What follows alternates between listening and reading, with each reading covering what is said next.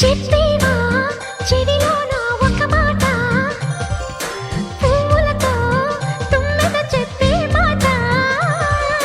నీ చిరునవ్వు సాక్షిగా తాజ్ మహల్ నాదట, నీ పెదవంచు సాక్షిగా షాజహాను నేనట. నీ తీయని ప్రేమకి నా పెదవే నజరానా, నీ పైటకి నేనిక బానిసనే నెరజాడా.